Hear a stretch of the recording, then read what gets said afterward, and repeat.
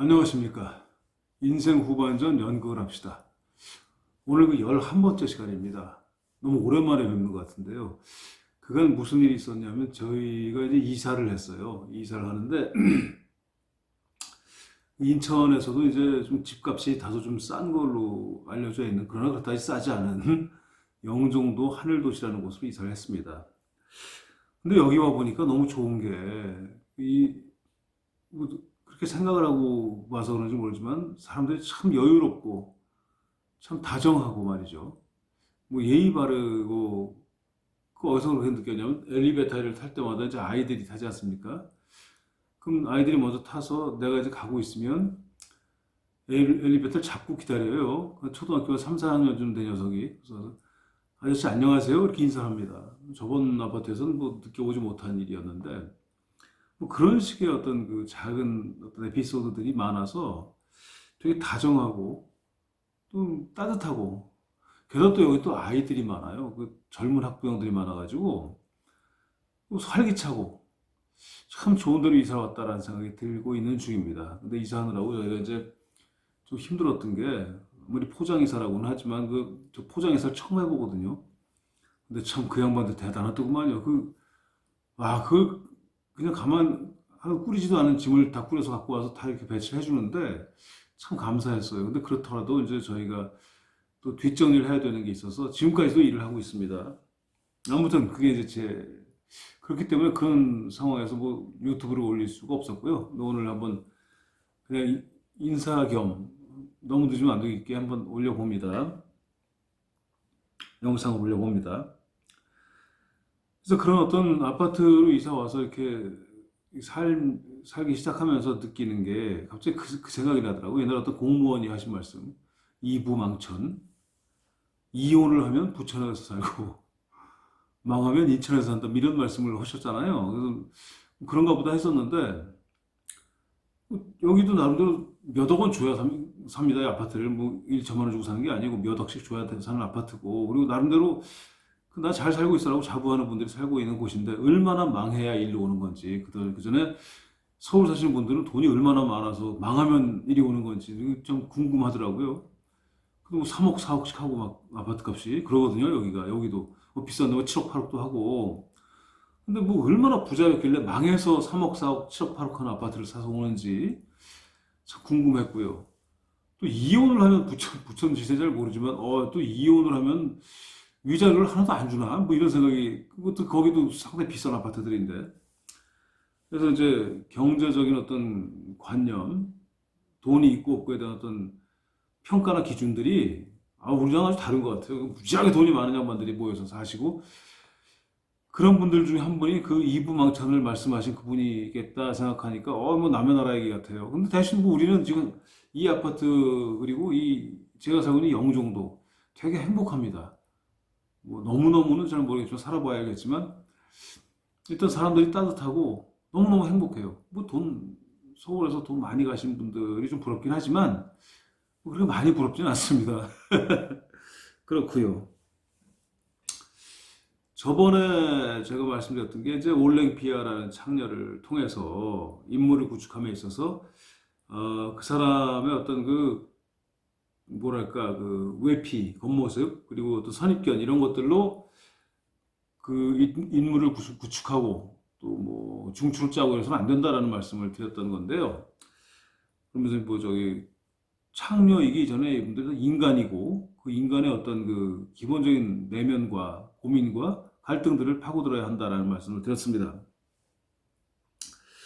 그러면 그 인간, 말하자면 뭐 창녀도 될 수 있고 경찰도 될 수 있고 국회의원도 될 수 있는 그런 인간, 좀 여담이지만 이렇지 않습니까? 어떤 영화에서 창녀는 영자의 전성시대라든가 아니면 뭐 어떤 영화들 보면 창녀가 나온 영화들이 많이 있는데, 거기에서 창녀는 뭐 기구하거나 불쌍하거나 또는 좀 좀 뭐랄까 한스럽거나 이런 이미지로 그려지긴 하지만 대개 창녀가 나쁜 여자로 그려지진 않습니다. 그죠? 왜 그런지 모르겠어요. 창녀 중에도 나쁜 사람이 있을 텐데. 그런데 오히려 바꿔서 정치인들이나 아니면 뭐 재벌들이 영화에 나오면 죄다 나쁜 놈들로 그려져요.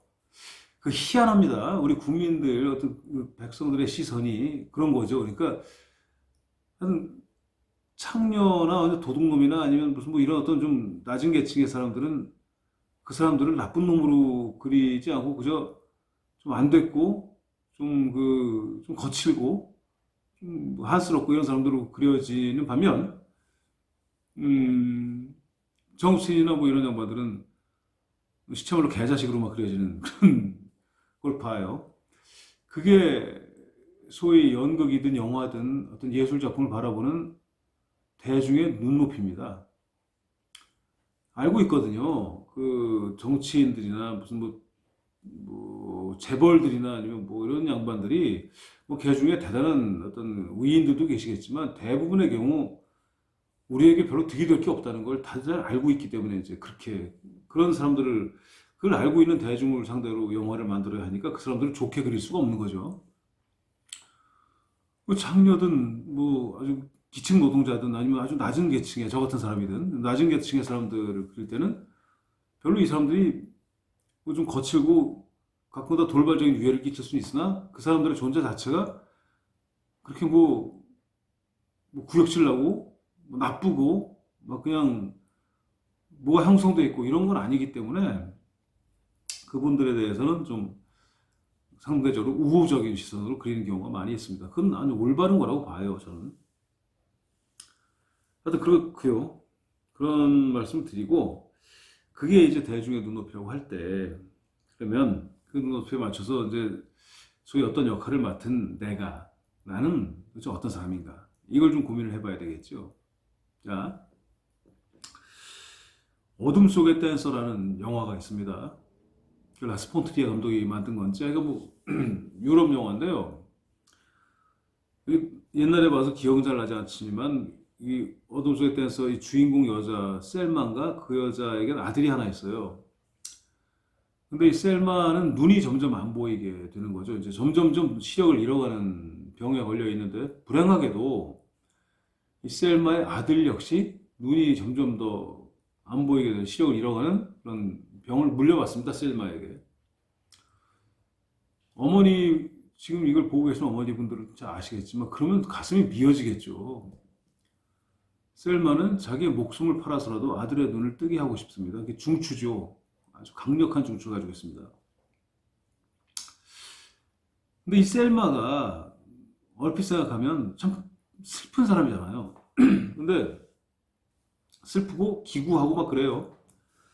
근데 이 어둠 속의 댄서에서 이 셀마는 어떤 사람이냐면 뮤지컬 배우가 꿈이에요. 그 무대에서 정말 멋진 장면을 연기해내고 싶고 그것이 꿈인 그런 셀마입니다. 눈이 점점 멀어가고 있고 자기 아들도 눈이 멀어가고 있는 셀마가 꿈이 그거예요. 감독의 의중이 대충 짐작은 좀 가는데 저는 그럴 때 셀마가 어떻게 연기를 해야 되는가를 질문을 좀 하고 물론 뭐 셀마는 연기를 잘했어요. 어느 한순간도 미소를 잃지 않고 되게 밝아요. 시종일. 아들이 눈이 멀어가고 있고 그 누구보다도 그 아들의 눈을 뜨게 하기 위해서 정말 애를 쓰고 있는데 근데 그게 보통 슬프고 막 힘겹고 이래야 되는데 막 박습니다. 그런 것들 만약에 그런 어떤 셀마라는 어떤 그 텍스트 그 어떤 그 인물을 어떤 분은 저한테 주고 연기해라 그러면 기본적으로 먼저 생각하는 게 얼마나 슬플까 할 거예요. 이거 어떻게 견뎌내는가? 견뎌내는 모습을 어떻게 만들 것인가? 이거일 텐데 셀마는 견뎌내는 모습을 만드는 게 아니고 아들의 눈을 뜨고 싶어서 노력하는 미친 듯이 노력하는 그러나 밝은 이런 캐릭터를 만들어내죠. 그게 배우의 예술입니다. 그 비슷한 또 내용이 있는데 예를 들어서 이런 영화가 있습니다. 그 아담스 패밀리라는 아주 유명한 영화가 있어요. 그 영화를 보면 라울 줄리아라는 그 주인공은 이제 돌아가셨습니다. 폐에 병이 있으셔가지고 거기서 제일 지금도 잊지 못할 대사가 뭐냐면 아담스 패밀리의 주인공 부부의 여자가 그 딸 딸의 이름이 웬스데이인가 그래요. 딸의 학교에 부름을 받아서 가요. 너무나 막 유령들 같이 살고 있기 때문에 그 딸도 역시 되게 어둡고 이렇게 살고 있어서 봐서 가는데 담임 선생님이 얘 참 큰일 났다. 얘가 그린 그림을 좀 보세요. 그때 이제 그 그림엔 목이 잘려지는 여자 뭐 이런 그림이 그려져 있어요. 얘가 그린 그림에. 그 엄마가 뭐라고 그러냐면 정말 잘 그렸습니다. 좀 아름답잖아요. 선생님 왜 그러세요? 이렇게 얘기를 해요. 그래서 선생님이 아니요. 이런 또래 아이들은 이런 그림을 그려야 해요. 보세요. 이 아이는 대통령과 만나는 그림이고 이 아이는 정말 행복하게 살고 있지 않습니까? 그러니까 엄마가 뭐라고 그러냐면 그 아이들은 집안에 무슨 문제가 있길래 그림을 저렇게 그립니까? 이렇게 얘기를 해요. 그러니까 가치 판단의 기준 자체가 달라지는 거죠. 아담스 패밀리에서는. 근데 그 영화를 보고 있으면 그 달라진 가치 판단의 기준이 그냥 자연스럽게 들어옵니다. 결과적으로는 그런 생각을 하면서 시세 다른 사람들과 소위 말하는 그 모든 사람들의 그 생각, 그러니까 뭐랄까 가치 판단 기준 뭐랄까요? 어떤 그 공론화된 어떤 얘기들, 그런 것들과 다른 매우 손가락질 받을 만한 어떤 생각을 하는 것이 그런 어떤 아담스 패밀리가 관객이 보기엔 매우 저 사람들이 타당한 것 같은 걸로 보이고 결국 그래서 나중에 아담스 패밀리가 불쌍해지고 안 돼지고 막 그래요. 그 흉악한 모습들이 보이는데도 불구하고 뭐랄까 군중 심리 또는 어떤 그 군중이란 이름, 어떤 그 모든 국민이란 이름의 어떤 그 이름을 앞에 걸고 이루어지는 아주 횡행되는 수많은 어떤 폭력들. 예를 들면, 뭐, 다수가 원하니까라는 미명하에 다수가 아닌 사람들을 배척해버리는 이런 것에 대한 어떤 그 고민도 할 수 있는 그런 영화죠. 자, 그 어둠 속의 댄스와 아담스 패밀리의 공통점은 뭐냐면, 어, 누구나 생각하는 것이 옳은 것은 아니다라는 거겠죠. 누구나 생각하는 것이 옳은 것은 아니다. 고정관념이라는 것은 정말 쓰잘데기 없는 것이다. 이런 얘기들이 뭐 다른 얘기들도 많이 하고 있겠지만 그 영화에서 저는 보입니다. 그러면 어떤 그렇게 심도 깊은 영화를 우리가 꼭 하진 않겠죠. 뭐 거기에서 우리가 뭐 주인공을 맡거나 할 일은 거의 없겠지만 우리가 뭐 작은 연극을 하나 만들더라도 기본적으로 고민을 해봐야 될 게 이제 그러면 그런 역할을 하는 나는 누구냐? 나는 누구이길래 어떤 그런 고정관념에서 또는 어떤 그런 대중의 손가락질에서 매우 자유스러운 그 연극의 어떤 한 자락을 붙잡고 뭘 하려고 하느냐? 그런 고민을 해보는 겁니다. 그래서 첫 번째 제가 자주 쓰는 방법은 뭐냐면 나를 내 앞에 앉혀놓는 거예요. 나를 내 앞에 앉혀놓고 내 앞에 앉아있는 나에게 말을 걸어보는 겁니다. 간단히 얘기해서. 자, 그럼 저는 예를 들어서 저를 한번 분석해 보겠습니다. 저는 모든 사람이 그렇겠지만 특히 대한민국 사람들은 더욱더 나에 대한 어떤 그 점수를 많이 안 줘요. 그러니까 난 대단한 놈이야. 뭐 이건 뭐 말로는 그러지만 속으로는 참으로 많은 것들이 나는 좀 참 쓸데없는 놈이야. 뭐 이런 생각을 하기 쉬운데 저 역시 마찬가지거든요. 저는 책임지는 걸 싫어하고 두려워하는 거겠죠. 책임지는 걸 싫어하고 또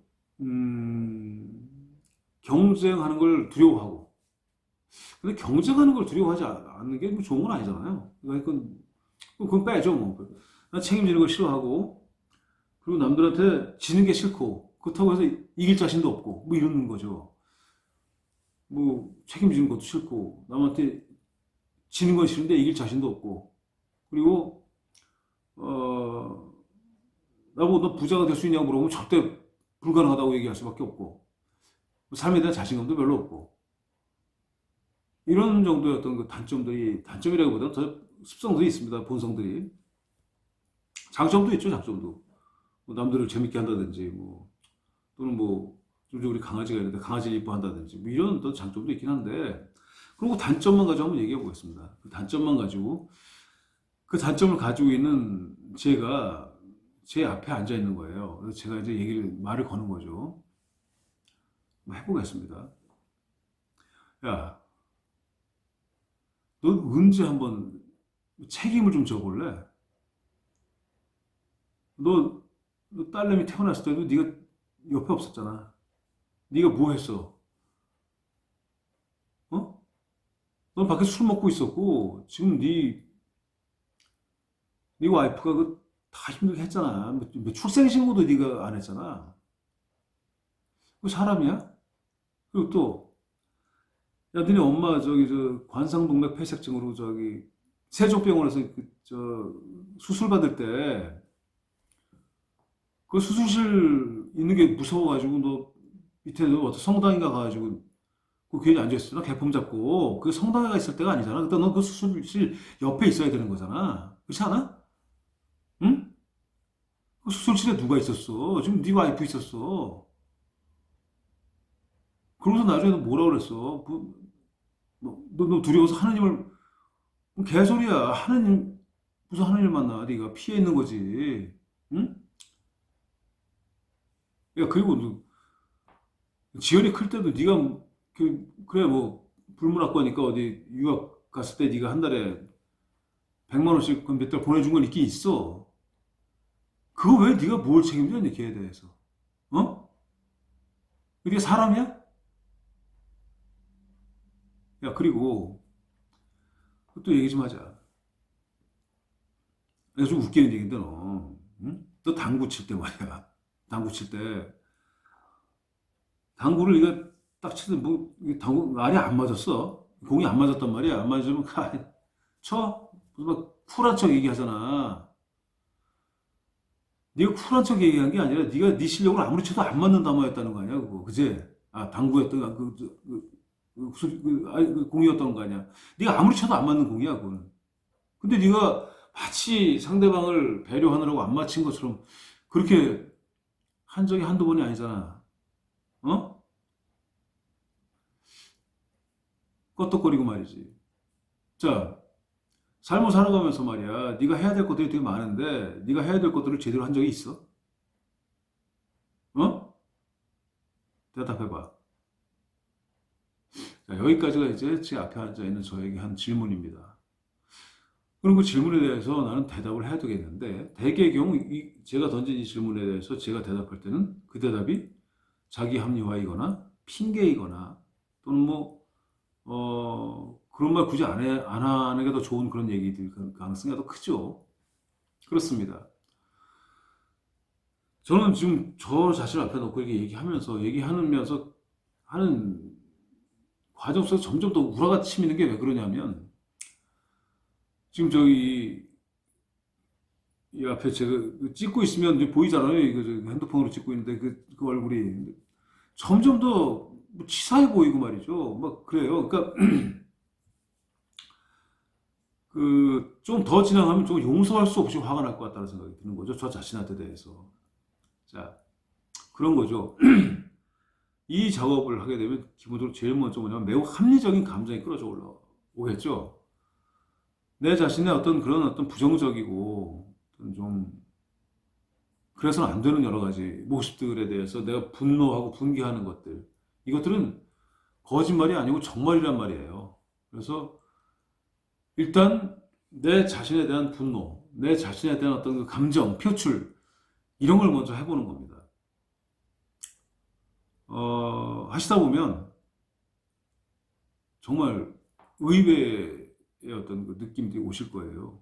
저 지금 저 자신이 상당히 치사하고 더러워 보이는 거거든요. 지금 그래요, 제가. 뭐 눈물 흘릴 상황은 아니고 좀 분개했으니까. 그 지금 나 자신이 던진 이 이야기들이 힘을 갖는 이유는 뭐냐면 사실이어서 그래요, 사실. 자, 그러면 연극에서 내가 어떤 캐릭터를 받았다 했을 때 그 캐릭터가 힘을 가지고 연기를 하려면 어떻게 해야 될까요? 그 인물이, 그 캐릭터가 움직이는, 대사하는 모든 상황을 사실로 만들어야 하겠죠. 사실인 것처럼이 아니라 사실로. 관객은 저걸 사실로 인식하게 만들어야 되는 거예요. 그게 이제 우리의 목표가 되겠습니다. 먼 길이지만 재미있게 한술 한술 뜨면서 한 걸음 한 걸음 걸으면서 저랑 함께 가시죠. 아, 저는 뭐 대단히 유능하거나 누구 믿을 법한 교수 이거 아닙니다. 저는 그냥 연극을 먼저 좀 했고, 그리고 저보다 나이가 조금 많으신 누님들과 함께 작업을 했고, 물론 뭐 대학로에서 작업을 했지만 그런 경험이 있었던 것 외에는 아무것도 없습니다. 전혀 똑똑하지도 않고 전혀 뭐 보시다시피 잘생기지도 않았습니다. 허나 누구나 할 수 있는 연극, 누구나 좀 했으면 좋겠다, 이런 문제의식만큼은 누구보다 강하게 갖고 있습니다. 그냥 한 대여섯 부부가 모인 모임이 있다. 그럼 10명에서 12명 되잖아요. 그러면 한 부부가 공연하면 나머지 10명이 보고, 다른 부부가 공연하면 또 10명이 보고, 이런 식의 그 상황, 이런 식의 어떤 그 연극 세계, 이런 식의 어떤 유토피아를 꿈꾸는 거죠. 그건 전 분명히 강하게 있습니다. 그래서 그런 날이 올 때까지 이렇게 좀 작업을 할 거고요. 뭐 힘든 상황이긴 하지만 한번 열심히 해보려고 합니다. 그러면 다음 시간에 뵙겠습니다. 안녕히 계십시오.